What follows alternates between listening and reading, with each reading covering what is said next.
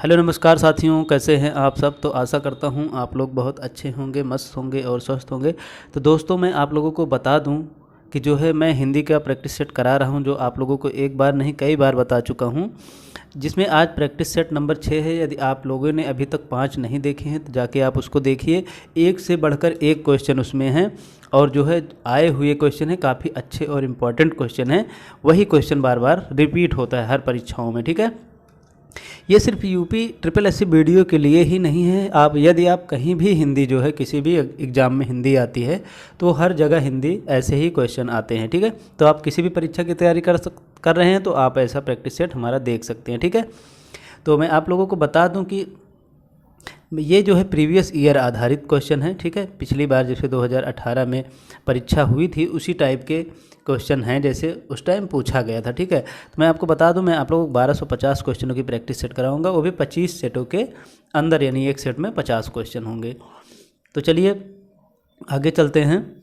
तो आगे ये है कि मैं आपको बता दूं कि मेरा जो वीडियो आएगा वो मंडे को आएगा, एक वीडियो फ्राइडे को आएगा, यानी वीक में जो है 2 वीडियो आपको मिलता रहेगा, जिससे आप लोगों को ज़्यादा डिस्टर्बेंस भी ना हो और जो है प्रैक्टिस करने में भी आसानी रहे, ठीक है। जिससे 3-4 दिन आप हिंदी पढ़ेंगे तो एक दिन आप बढ़िया से प्रैक्टिस कर लीजिए।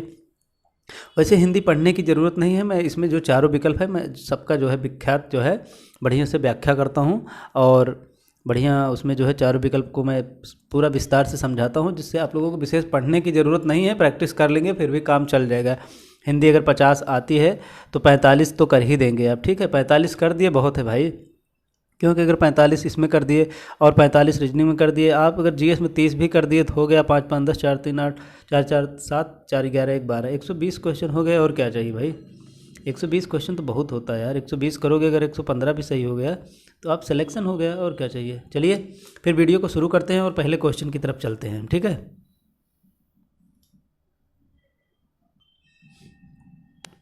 तो हमारा पहला क्वेश्चन है, निम्नलिखित में से मेघ का पर्यायवाची शब्द है।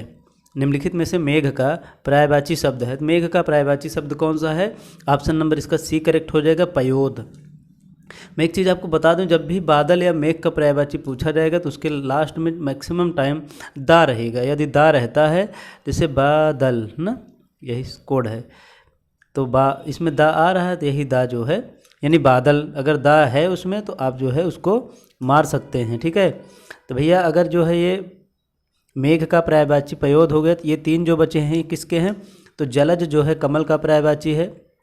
किसका है? कमल का पर्यायवाची है। और जो है अब्ज भी कमल का पर्यायवाची है, और जो नलिन है ये भी कमल का पर्यायवाची, यानी तीनों कमल के पर्यायवाची हैं। पयोद जो है ये मेघ का पर्यायवाची शब्द है, ठीक है। अगले क्वेश्चन की तरफ चलते हैं, क्वेश्चन नंबर 2 की तरफ। तो क्वेश्चन नंबर 2 में है, निम्नलिखित में से शुद्ध वाक्य चुनिए या शुद्ध वाक्य कौन सा है, ठीक है। ऑप्शन नंबर है, मेरे घर के पास एक हलवाई की दुकान। भैया एक हलवाई नहीं होता है, इसमें भी एक हलवाई है, इसमें भी एक हलवाइयों हैं, यानी मेरे घर के पास हलवाई की एक दुकान है। ऑप्शन नंबर डी करेक्ट हो जाएगा, ठीक है। जो अगला क्वेश्चन है, जो ज्ञात इतिहास से पहले का हो, मतलब जो चीज़ हमको इतिहास के पहले का ज्ञात हो उसे हम क्या कहते हैं? तो उसे हम प्रागैतिहासिक काल कहते हैं, प्रागैतिहासिक कहते हैं, ठीक है।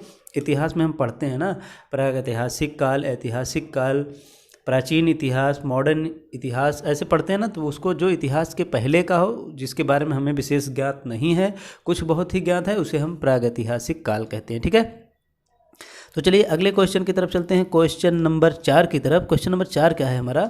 निम्नलिखित में से कौन सा शब्द कोयल का पर्यायवाची नहीं है? इसमें देखिए यहाँ पे एक विशेष शब्द है नहीं है, यानी 3 कोयल के पर्यायवाची शब्द हैं, एक ऐसा है जो नहीं है। तो क्या नहीं है? वनप्रिय जो होता है, वन को प्रिय कौन होता है? कोयल होती है, ठीक है। श्यामा का है, काहे बोलते हैं इसको भाई? क्योंकि वो काली होती है। वसंत दूत क्या है? इसके पर्यायवाची है। तो यानी इसका ऑप्शन नंबर जो करेक्ट हो गया, डी करेक्ट हो गया। कारमुक जो है कोयल का पर्यायवाची शब्द नहीं है। तो जब कारमुक कोयल का पर्यायवाची शब्द नहीं तो है किसका भैया? ये है धनुष का पर्यायवाची शब्द है, ठीक है। किसका है? धनुष का पर्यायवाची शब्द है। क्वेश्चन नंबर 5 है, क्या है? इंद्रियों को जीतने वाले के लिए एक शब्द, इंद्रियों को जीतने वाले को क्या कहते हैं? जितेंद्रिय कहते हैं, ठीक है। जो इंद्रियों को जीत लेगा भाई उसे जितेंद्रिय कहेंगे, ठीक है। क्या कहेंगे? जितेंद्रिय कहेंगे। अगला है हमारा दूरदर्शी है, इसमें ऑप्शन 1। तो जो दूर को देखे उसे दूरदर्शी कहते हैं। कुशाग्र बुद्धि किसे कहते हैं? जिसकी बुद्धि बहुत ही तेज हो उसे हम कुशाग्र बुद्धि कहते हैं। क्वेश्चन नंबर 6 है हमारा, निम्न में से कौन सा अनेकार्थी शब्द है? मतलब एक ऐसा है जिसके अनेक अर्थ हैं, तो वो कौन सा है जिसके अनेक अर्थ हैं? तो चलिए देखते हैं। देखिए, अनुरोध का मतलब वही रिक्वेस्ट ही होता है, अधिक का मतलब अधिक ही होता है, अपराध का मतलब वही क्राइम, वही अपराध। लेकिन अर्थ का मतलब जो है, अर्थ के कई मतलब होते हैं, ठीक है। किसके?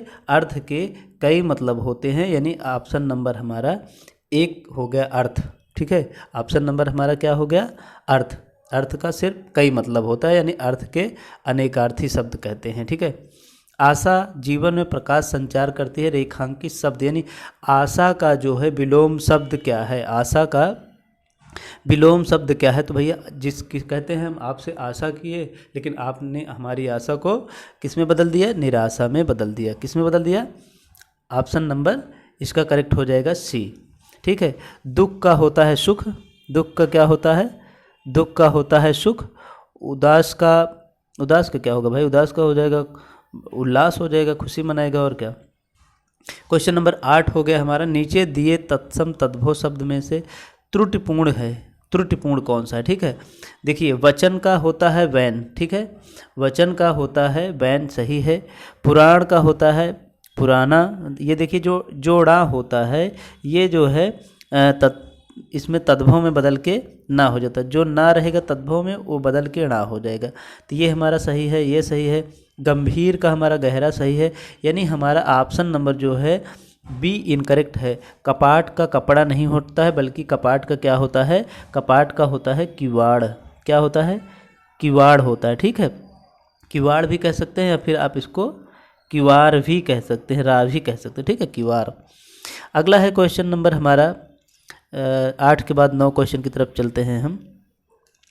बहती गंगा में हाथ धोना, मतलब बहती गंगा में हाथ धोने का मतलब होता है गंगा जी बह रही है उसमें हाथ धो लिया, मतलब अवसर का लाभ उठाना, ठीक है, अवसर का लाभ उठा लिया आपने, बहती गंगा में हाथ धो लिया। उच्चारण शब्द में उपसर्ग पूछ रहा है, उपसर्ग और प्रत्यय होता है। उपसर्ग जो आगे लगता है उसको हम उपसर्ग बोलते हैं, जो पीछे लगता है उसको हम, देखिए पी से पीछे होता है तो पी से प्रत्यय होता है ना, तो इसको जो है हम इससे याद करेंगे, जो पीछे लगेगा उसे हम प्रत्यय कहेंगे, जो आगे लगेगा उसे हम उपसर्ग कहते हैं। तो उच्चारण में क्या है? उत्धन चारण होता है, ठीक है, तो यहाँ पे उत जो है ऑप्शन नंबर सी करेक्ट हो जाएगा। कौन सा? ऑप्शन नंबर सी करेक्ट हो जाएगा। कर्णीय शब्द में कौन सा प्रत्यय है? कर्णीय शब्द में कौन सा प्रत्यय है? तो कर्णीय शब्द में ऑप्शन नंबर ए में है, एक सेकंड, ऑप्शन नंबर ए में है कत्वा, ठीक है, तत्व्यत, तत्व्यत, अनियर, ऑप्शन नंबर सी। तो कर्णीय, ठीक है, कर्णीय में प्रत्यय कौन सा है? तो ऑप्शन नंबर सी करेक्ट हो जाएगा, ठीक है, कौन सा? ऑप्शन नंबर सी करेक्ट हो जाएगा। अगला है इसमें से कौन सा तत्सम नहीं है? मतलब 3 तत्सम हैं, एक तद्भव है। तो अग्नि का जो है तद्भव क्या होता है? आग होता है, यानी अग्नि सही है। घोटक का क्या होता है? घोड़ा होता है ना, क्या होता है? घोड़ा होता है। और घट का क्या होता है? घट का होता है घड़ा होता है। मोती ऑप्शन नंबर यानी जो है हमारा करेक्ट हो जाएगा। मोती जो है तद्भव तप शब्द है, मोती क्या है? तत्सम नहीं है, बल्कि क्या है? तद्भव शब्द है। तो इसका जो है तत्सम क्या होता है? तो इसका तत्सम होता है मौक्तिक, क्या होता है? मौक्तिक, क्या होता है? मौक्तिक होता है, ठीक है, ऑप्शन नंबर इसका डी करेक्ट हो गया। तत्सम शब्द है, तत्सम शब्द क्या होता है? क्लिष्ट है, कठोर है, कठिन है, मजबूत है। तो तत्सम क्या है बताइए आप लोग? तत्सम जो है ऑप्शन नंबर ए क्लिक हो जाएगा, क्लिष्ट है, क्या है? ऑप्शन नंबर ए तत्सम क्या है? क्लिष्ट है, ठीक है। अगले क्वेश्चन की तरफ चलते हैं हम। अगले क्वेश्चन पे चलने से पहले हम आप लोगों को कुछ आदिकाल के नामकरण के बारे में बता देता हूँ। जैसे सिद्ध सामंत काल किसने कहा है, तो राहुल संस्कृत्यायन ने कहा। किसने? राहुल संस्कृत्यायन ने कहा है सिद्ध सामंत काल। देखिए अब इसमें सिद्ध सामंत है तो यहाँ से संस्कृत्यायन ऐसे थोड़ा सा कोड करके आप लोग याद कर लीजिए, ठीक है।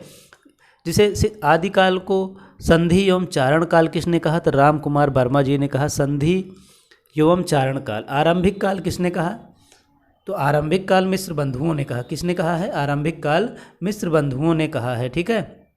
किसने कहा है? मिस्र बंधुओं ने कहा है। चारण काल किसने कहा है, तो चारण काल ग्रियसन ने कहा है।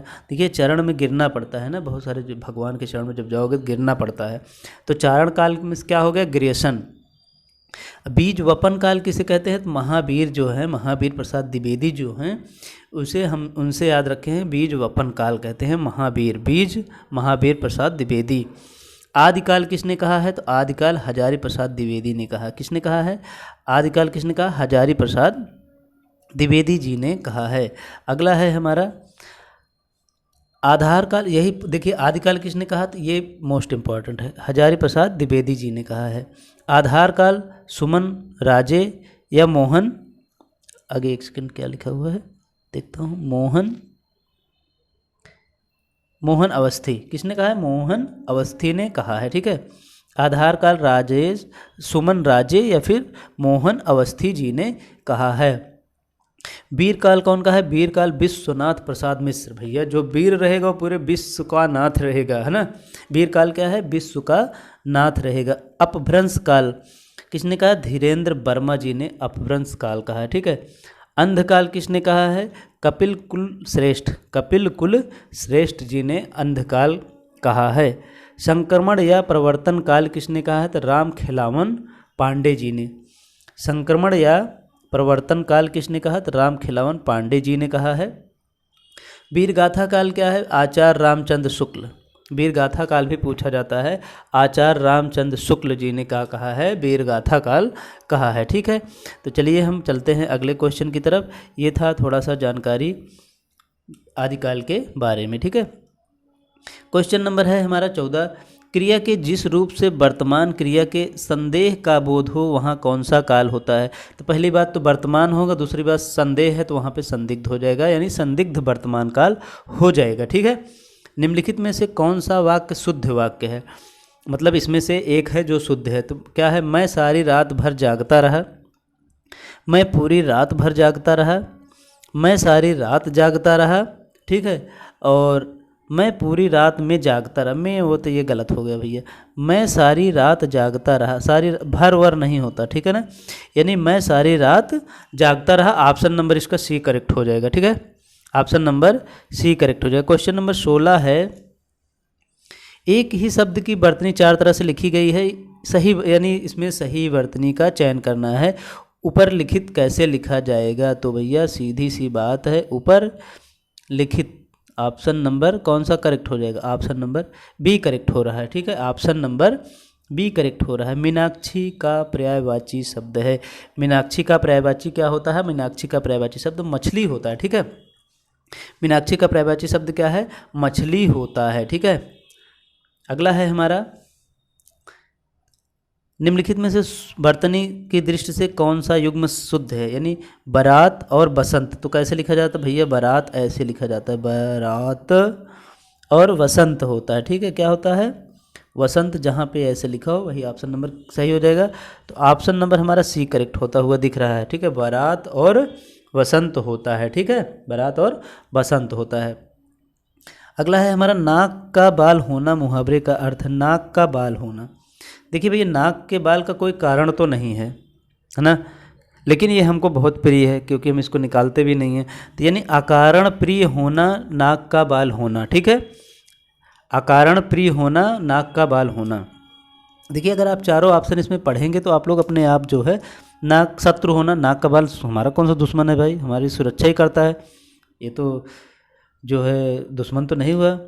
दरिया दिल होना, अरे ये क्या बात है? नाक में बीमारी होना, ये ना बाल होना कोई बीमारी होना? नहीं भैया, only option number C correct. अकारण प्रिय होना, कोई कारण नहीं है उसके बाद भी नाक का बाल हमें प्रिय है, ठीक है। अगला है हमारा चिरंतन का सही विलोम है। ऑप्शन नंबर इसका ए करेक्ट हो जाएगा, नश्वर। क्या हो जाएगा? नश्वर। ठीक है, ऑप्शन नंबर ए करेक्ट हो जाएगा, नश्वर।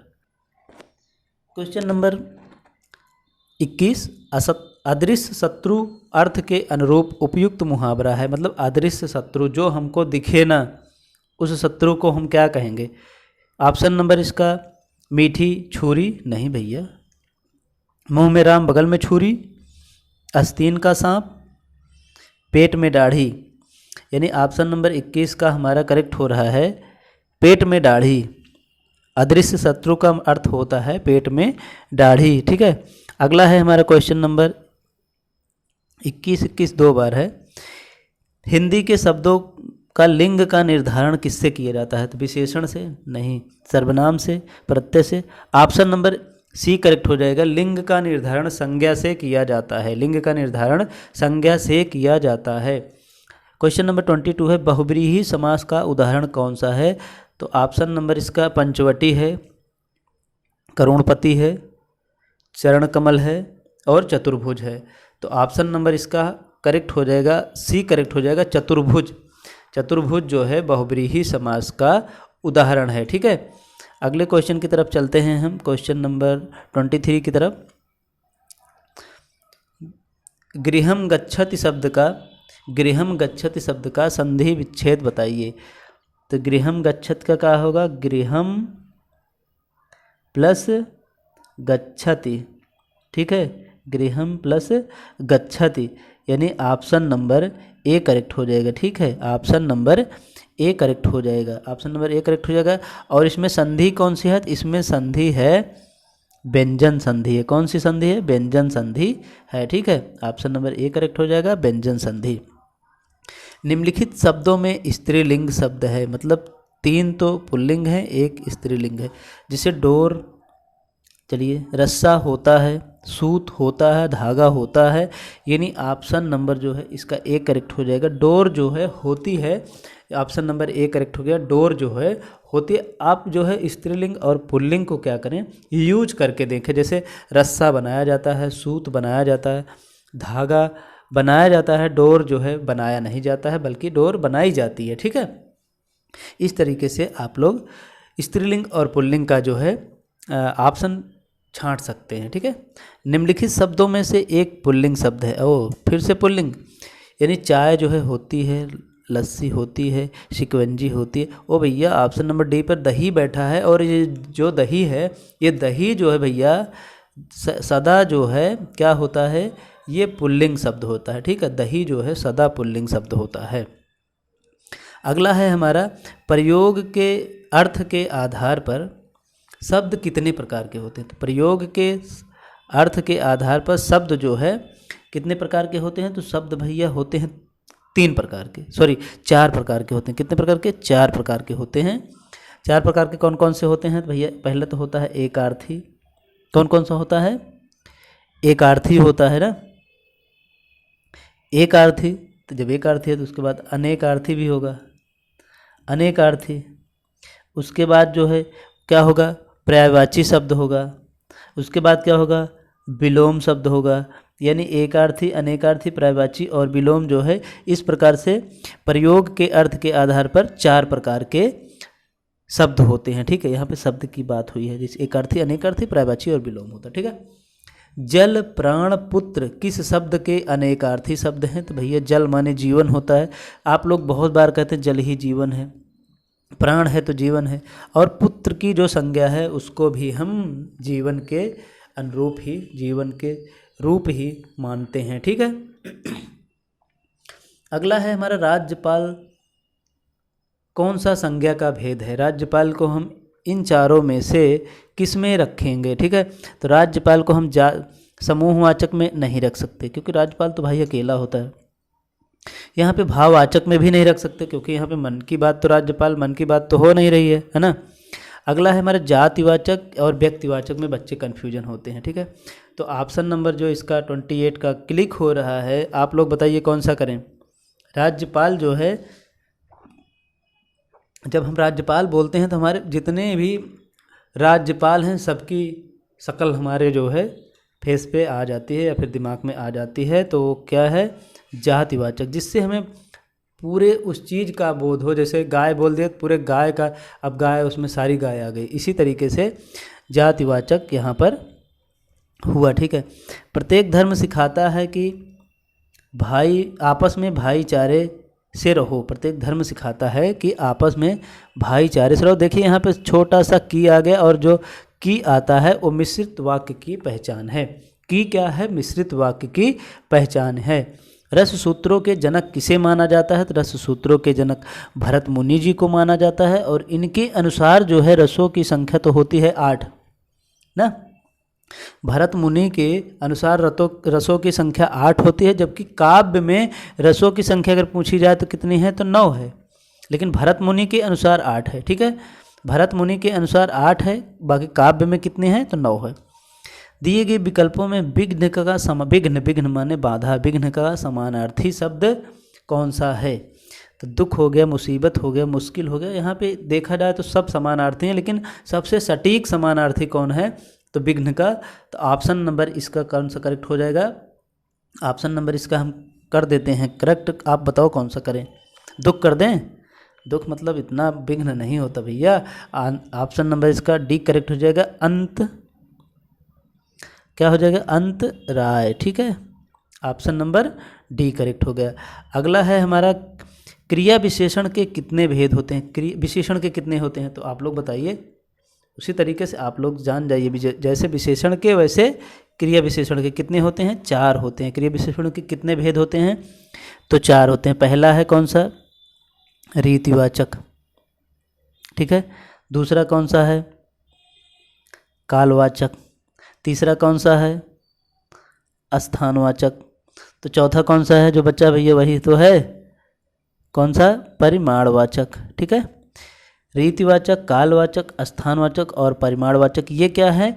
ये हैं क्रिया विशेषण के भेद हैं। ठीक है। रात को अचानक वर्षा होने लगी। भैया रात में क्या हुआ? अचानक वर्षा होने लगी, ठक ठक ठक ना, बरसात बहुत तेज। जैसे अभी आज भी शाम को लगभग 5:30 बजे अचानक वर्षा होने लगी, तो इसमें क्या हुआ? परिमाणवाचक है? नहीं। स्थानवाचक है? बारिश किसी विशेष स्थान पर थोड़ी ना होती हो, तो पूरे इलाके में बारिश होती है, तो स्थानवाचक भी नहीं। अब कालवाचक और रीतिवाचक, देखिए कालवाचक मतलब वहाँ पे समय की बात होगी, लेकिन यहाँ पे अचानक ऐसा ये सब ना, तो यहाँ पे क्या हो गया? रीतिवाचक। ऑप्शन नंबर डी करेक्ट हो जाएगा। कौन सा? ऑप्शन नंबर डी करेक्ट हो जाएगा। रीतिवाचक क्रिया विशेषण होगा। ठीक है, किस में जाएगा? विशेषण को जो मैंने 4 भेद बताया था उसमें से किस में गया है? रीतिवाचक क्रिया विशेषण में गया। ठीक है। अगला क्वेश्चन नंबर है 34 यानी 34। पीपर पात सरिस मन डोला। यहाँ मन की बात हो गई है, तुम पूछ रहा है मन क्या है। इसमें ये नहीं पूछ रहा कौन सा अलंकार, ये तो सब बता दोगे आप कि इसमें कौन सा है? उपमा अलंकार है ना, लेकिन यहाँ उपमा अलंकार की बात नहीं हो रही। पूछ रहा है जो मन है ये क्या है। देखिए वाचक शब्द तो है नहीं, सासी से सम होता है ना। यहाँ पे जो देखिए जिसकी उपमा दी जाए उसे तो कहते हैं उपमेय। यहाँ पे मन की उपमा दी जा रही है, यानी ऑप्शन नंबर ए करेक्ट हो गया। और जिससे दी जाए, जो महान हो, उसे क्या कहते हैं? उपमान कहते हैं। तो यानी आप लोग समझ गए, जिसकी उपमा दी जाएगी उसे कहते हैं उपमेय। यानी मन जो है, यहाँ पे मन की उपमा किससे दी जा रही है? पीपर पात सरिस मंडोला। ठीक है। अगला है हमारा युद्ध में स्थिर रहने वाला किस समास का विग्रह पद है? युद्ध में युधिष्ठिर जो है, युद्ध में स्थिर रहने वाले को हम युधिष्ठिर कहते हैं। तो यहाँ पे कौन सा समास है? तो यहाँ पे अलुक तत्पुरुष समास होता है। कौन सा? अलुक तत्पुरुष समास होता है। ठीक है। हिंदी वर्णमाला में मूल स्वरों की संख्या कितनी होती है? तो हिंदी वर्णमाला में मूल स्वरों की संख्या 3 होती है। कौन कौन से होते हैं भैया? आ होते हैं, ई होते हैं और ऊ होते हैं। कौन कौन से होते हैं? आ, ई और ऊ होते हैं, मूल स्वरों की संख्या होती है। ठीक है। अगला क्वेश्चन है, क्वेश्चन नंबर 37 है। सखियां, एक सेकंड, सखियां सहित हर्ष अतिरानी सूखत धानु पराजनु पानी। एक सेकंड, यहाँ पे देखिए, जैसे ही जन्म मैंने देखा, जैसे ही जन्म मैंने देखा, मैं उत्प्रेक्षा की तरफ बढ़ा। और मुझे ऑप्शन में जब मिल गया जनु मनहु जानहु जानो, तो मैं उत्प्रेक्षा को मार के और आगे बढ़ गया। ठीक है। इस तरीके से आप लोग को इसके जो है वाचक चिन्ह को ढूंढना है, ठीक है, जो आपको यहाँ पे मिल जाता है। अगला है हमारा जुगुप्सा का अस्थाई भाव किस रस से संबंधित है। जुगुप्सा का अस्थाई भाव ऑप्शन नंबर सी से करेक्ट है, विभत्स। किस रस, जुगुप्सा का अस्थाई भाव क्या है, विभत्स है। अब आप लोग इसको याद कैसे करेंगे, देखिए इसमें आधा पा है और इसमें आधा ता है, ठीक है, इसमें भी लास्ट में सा है और इसमें भी लास्ट में सा है। इस तरीके से आप लोग याद कर लेंगे कि जुगुप्सा का अस्थाई भाव विभत्स रस होता है। रौद्र हो जाएगा क्रोध का, करुण रस हो जाएगा शोक का, ठीक है। इस तरीके से आप लोग जो है इसको याद कर सकते हैं। अनुष्ठ क्या है, अनुष्ठ जो है, अनुष्ठप क्या है, अनुष्ठप छंद है, अलंकार है, रस है, एक गुण है। तो ये अनुष्ठप क्या है, ठीक है, अनुष्ठप क्या है, तो ये ऑप्शन नंबर ए करेक्ट हो जाएगा। एक अनुष्ठप एक छंद है, क्या है, अनुष्ठप जो है एक छंद होता है। इस तरीके से आप लोग इसको याद करिए। क्वेश्चन नंबर 40, वह सममात्रिक छंद, देखिए सममात्रिक छंद की बात हो रही है, जिसके प्रत्येक चरण में 24 मात्राएं तो होती हैं, लेकिन पहले चरण की 11वीं एवं 13वीं मात्रा यति होती है। तो वहाँ कौन सा अलंकार होता, वहाँ पे कौन सा छंद होता है, तो ऑप्शन नंबर इसका ए करेक्ट हो जाएगा। वहाँ पे रोला के 24 मात्राएं होती हैं, प्रत्येक चरण में कितनी मात्राएं होती हैं, 24 मात्राएं होती हैं रोला में, ठीक है। सोरठा में क्या होता है, सोरठा में 11-13 होता है, ठीक है। और दोहा में क्या होता है, दोहा में 13 और 11 होता है। दोहा जो है सोरठा का उल्टा होता है, ठीक है। अगला है, घर पर सब कुशल पूर्वक है, वाक्य में किस प्रकार की अशुद्धि है। घर पर सब कुशल पूर्वक है, इस प्रकार इसमें किस प्रकार की अशुद्धि है। लिंग, कारक, सर्वनाम और संज्ञा। तो देखिए संज्ञा की तो नहीं है, यहाँ पे ऑप्शन नंबर बी करेक्ट हो जाएगा। कारक घर पर नहीं होता है, घर में सब कुशल पूर्वक होता है। ये में क्या है, कारक है, ठीक है, कारक विभक्ति का इसमें अशुद्धि है, ठीक है। वह खाता होगा इस क्रिया में किस प्रकार का काल है, वह खाता होगा किस प्रकार का काल है। तो भैया वह खाता होगा, पहली बात तो भविष्य की बात हो रही है, वर्तमान की बात हो रही है, ठीक है।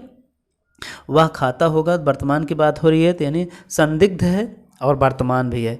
खाता होगा कि नहीं होगा, संदिग्ध है, तो ऑप्शन नंबर ए करेक्ट हो जाएगा। असंभाव्य भविष्य काल का क्या होगा, शायद वह खाएगा। संभाव्य मतलब शायद वह खाएगा अगर होता तो संभाव्य हो जाता।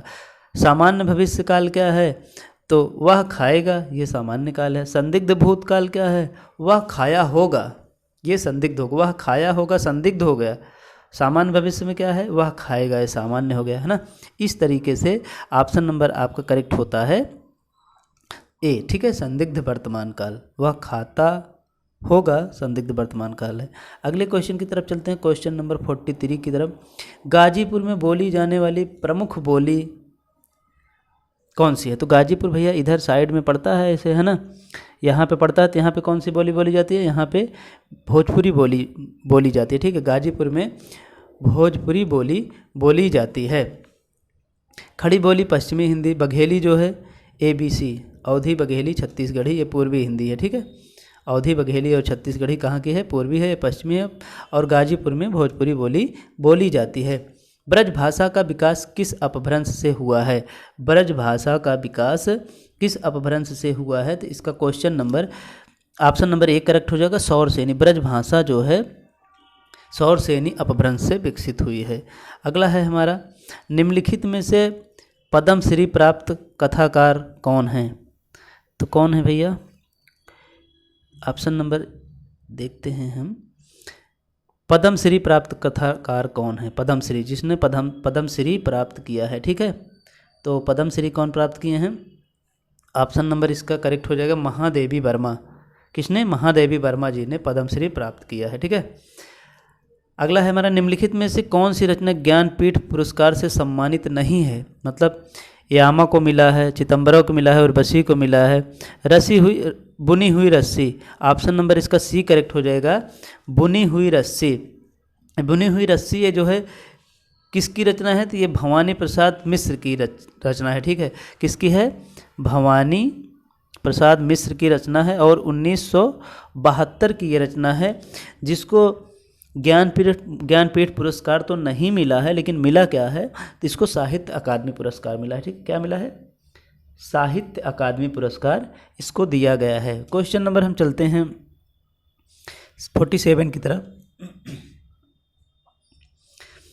किस वर्ष हिंदी भाषा को कार्यान्वित करने का प्रस्ताव पारित हुआ, यानी हिंदी दिवस कब से मनाया जाता है, तो ऑप्शन नंबर इसका बी करेक्ट हो जाएगा 14 सितंबर 1949। कब, 14 सितंबर 1949 से हिंदी दिवस मनाया जाता है। ठीक है, अगला है हमारा क्वेश्चन नंबर 48। भाषा अधिगम शिक्षण प्रक्रिया के प्रमुख घटकों में कौन सही कौन नहीं है, यानी भाषा अधिगम शिक्षण प्रक्रिया के प्रमुख घटकों में कौन नहीं है। तो क्वेश्चन नंबर 48, पाठ्य सामग्री, खेलकूद भी है, अध्यापक भी है, छात्र भी है, तो इसमें से कौन सा विकल्प सही हो रहा है, तो ऑप्शन नंबर जो है बी करेक्ट होगा। खेलकूद जो है शिक्षण प्रक्रिया के प्रमुख घटकों में से नहीं आता, क्योंकि ये स्पोर्ट में चला जाता है। ठीक है, अगला दोहा संग्रह किसके द्वारा रचा गया है, तो रत्नावली के द्वारा रचा गया। ठीक है, इसका तो आंसर इसी में है। ऑप्शन नंबर इसका ए करेक्ट हो जाएगा। ठीक है, ऑप्शन नंबर ए करेक्ट हो जाएगा। ठेठ हिंदी का ठाठ किसकी जो है रचना है, ठेठ हिंदी का ठाठ किसकी रचना है, तो ये ऑप्शन नंबर बी करेक्ट हो जाएगा। अयोध्या सिंह उपाध्याय हरिऔध, किसकी, अयोध्या सिंह उपाध्याय हरिऔध की रचना है ठेठ हिंदी का ठाठ। ठीक है, इस तरीके से 50 क्वेश्चन हमारे जो है समाप्त हुए। इस तरीके से हमारे 50 क्वेश्चन समाप्त हुए। और यदि आप लोगों ने यहाँ तक हमारे वीडियो को देख लिया है, तो वीडियो देखने के लिए आप सभी का बहुत बहुत धन्यवाद, तहे दिल से धन्यवाद। और मैं आप लोगों को एक बात आपसे रिक्वेस्ट करता हूं कि यदि आप लोगों ने अभी तक हमारे चैनल को सब्सक्राइब नहीं किया है, तो प्लीज़ आप लोग हमारा सपोर्ट करें, हमारे चैनल को 1K तक तो मिनिमम पहुंचा ही दें, और प्लीज़ चैनल को सब्सक्राइब करें और बेल आइकॉन भी प्रेस कर लें, जिससे कि आप लोगों को नोटिफिकेशन मिलता रहे। और मैं आप लोगों को बता दूं कि मेरा अगला वीडियो जो है